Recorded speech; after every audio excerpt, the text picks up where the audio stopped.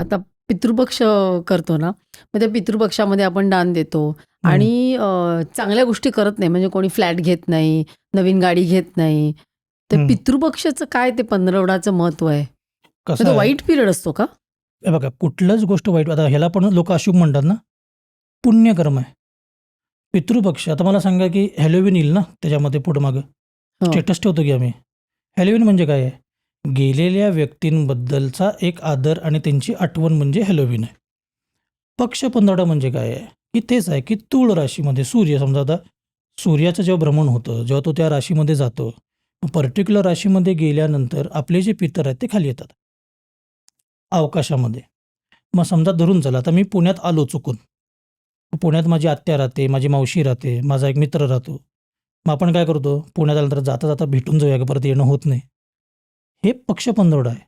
पक्षपंधरवड्यामध्ये काय आहे, की श्राद्ध आणि पक्षातला फरक काय आहे बेसिकली? श्राद्ध आई-वडील किंवा म्हणजे वडील-आजोबा-पणजोबा, आई-आजी-पणजी. पक्ष म्हणजे कोण आहे, की माझी सगळी लोकं आहेत. ज्याच्यामध्ये माझे चुलते म्हणजे काका आलेत, आईचे वडील-आजोबा आलेत, मामा आलेत, आत्या आली आहे, मावशी आलेत, मग त्यानंतर माझा बाबा सासरे आलेत, गुरु आलाय. ही हं. सगळी लोकं आहेत.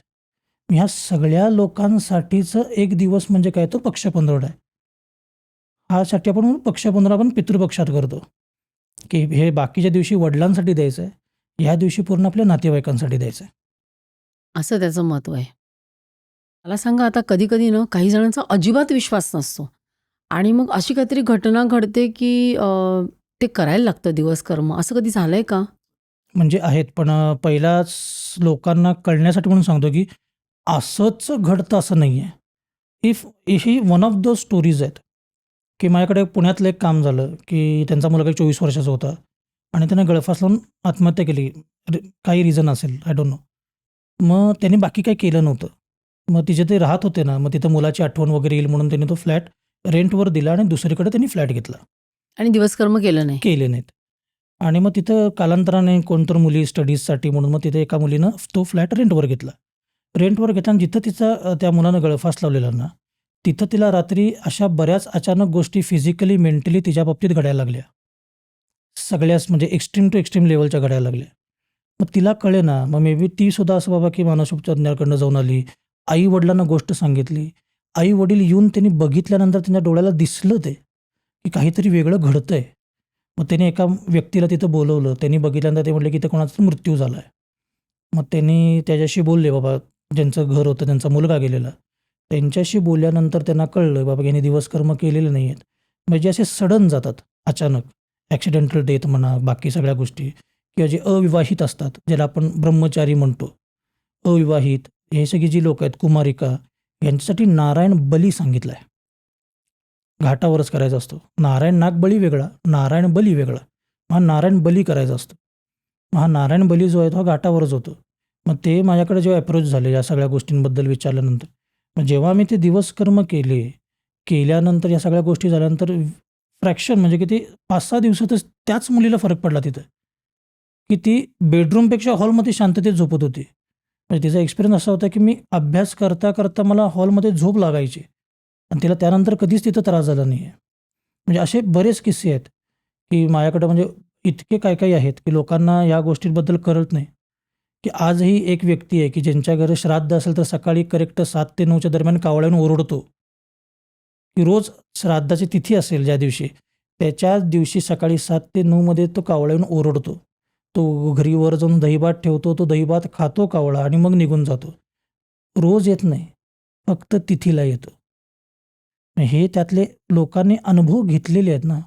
आता हे जे कोण ऐकतायत, बघतायत, त्याही लोकांचे पर्सनल काहीतरी अनुभव असतील, की मी जे सांगतोय, की याच्यामध्ये काही लोकांना अनुभव आलेत. फक्त माझं म्हणणं काय, की अनुभव आलेत म्हणून करू नका.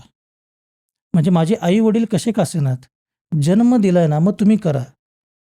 माझ्या नावाने एफ-डी ठेवली आहे म्हणून करू नका, की वडील वडील आहेत.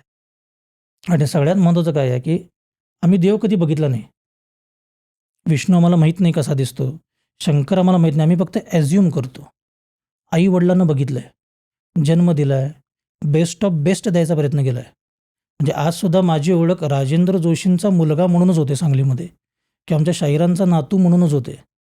ही ओळख आहे ना आमची.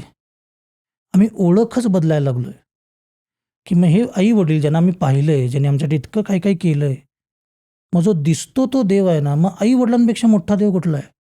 चला आपण प्रॅक्टिकल सो कॉल्ड जेन झींबद्दल बोललो, तर त्यांच्यासाठी दिसतो तो देव आहे ना.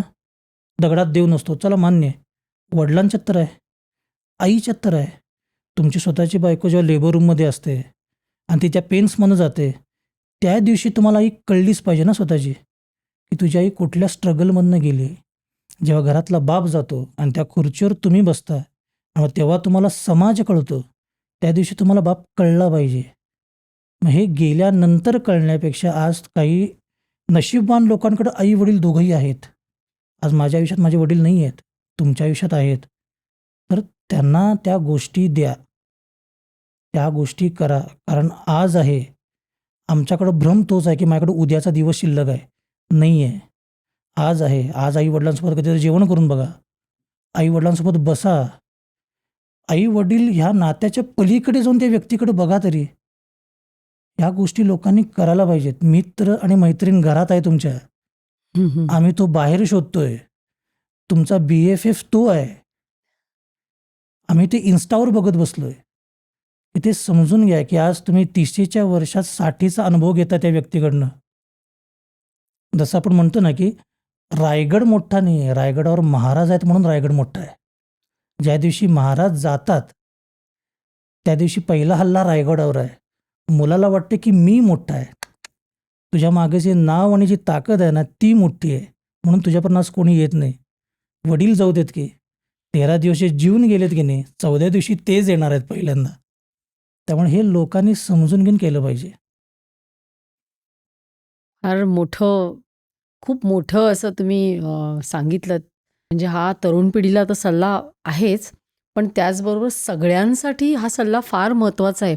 आणि मला असं वाटतं तुमच्याकडून तो सल्ला येणं ना खूप वेगळं आहे. कारण तुम्ही बघता, माणूस गेल्यानंतरचं दुःख जे होतं ते तुम्ही बघता, ते अनुभवता. आणि हे नंतर मग आपण काही अरे असं करायला हवं होतं, असं करण्यापेक्षा जिवंत असताना आपण केलं पाहिजे. हे म्हणतात ना फर्स्ट हँड एक्सपिरियन्स तुम्ही घेता. आणि त्यामुळे मला असं वाटतं तुम्ही आपण दिवसकर्म म्हणजे काय आणि हे सगळं बोललो, पण त्यातून मला स्वतःला खूप काही समजलं, उमजलं आणि आपल्या प्रेक्षकांना सुद्धा कळेल. ही क्लिप शेवटपर्यंत बघितल्याबद्दल खूप खूप धन्यवाद. संपूर्ण एपिसोड बघण्यासाठी खाली दिलेल्या लिंकवर क्लिक करा आणि सर्व काही चॅनलला सबस्क्राईब करायला विसरू नका.